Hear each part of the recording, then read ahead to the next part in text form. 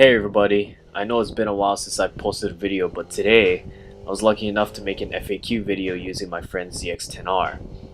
The FAQs I'll be going over are based off of what you guys left in the comments in previous videos, and while I actually did record my answers to the FAQs while I was riding, the wind noise is just ridiculous, so I'll have to voice over this video and apologize for not putting out something with better quality.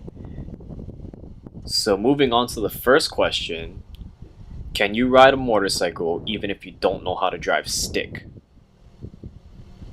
Yes, you can, but you have to understand the concept of riding or driving with a manual transmission. And what I mean by that is, the gears will not choose themselves as they would in an automatic car. You know, as a beginner, you have to understand the process or the idea of pulling in your clutch to start your bike and change the gears. When you're more experienced and you want to experiment more, there's also the possibility of clutchless shifting. So what is clutchless shifting and what is the benefit?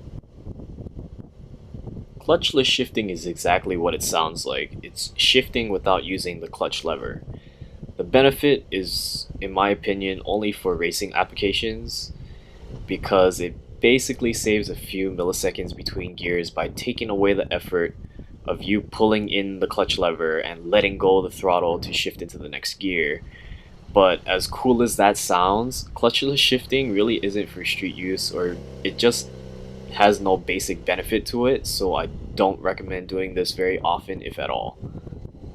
So what happens when you let go of the clutch all the way without touching the throttle? Now, contrary to my old video where I tell you that you can't let go of your clutch without pulling on your throttle, turns out I was wrong, and I apologize for that. If you were to completely let go of your clutch lever slowly without pulling on your throttle, you'll roll very slowly. And although people would not normally do this, if you're just learning, it may serve as good practice to get the bike going. How do you take off without stalling or launching out too fast? People tend to get anxious and they rather overcompensate on the throttle to keep from stalling, or they panic at a green light and let the clutch out too fast. And the secret is really just to stay calm.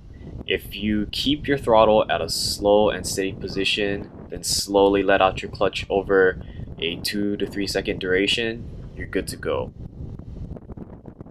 Can you take off in any gear other than first?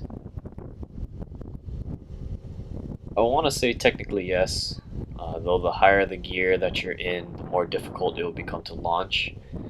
Again, there's no real purpose in taking off in any other gear other than first, so it's not really something I would recommend. How do you know what gear you're in, and what happens if you forget? Again, on most sports bikes, the gear you are in will be shown on your speedometer or dash, whatever you want to call it. If you're on a motorcycle that doesn't show you what gear you are in and you lost count, then don't sweat it. The important part is that you're still rolling without your motorcycle stuttering. You'll have your chance to regain the count when you either come to a full stop and downshift back to first, or you hop on, say, the highway or the freeway and shift into your final gear, which could be 5th or 6th, depending on what you're riding. Now the final question is it safe for short people to ride motorcycles? Generally from my experience, I don't think it's safe for anybody, regardless of height, to ride a motorcycle.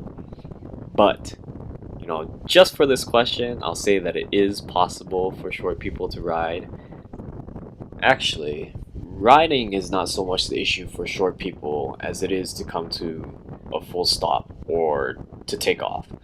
So I have a few friends ranging from about 5 foot to 5'3" who have ridden motorcycles, and what they did was install a lowering link, which basically lowers the bike 1 to 3 inches. And they also learned how to stop on 1 foot instead of tippy-toeing on 2. Some people might opt in for the cruiser type of bike that's lower to the ground, or um, I'm sure there are other options that make it easier for a short person to ride a motorcycle, so it's not something you should really be worried about. Alright, so I hope you guys find this video useful. Again, my apologies for not preparing something with better quality, but if you folks have any more questions for the next video, please leave them in the comments and I'll try to get to them as soon as I can.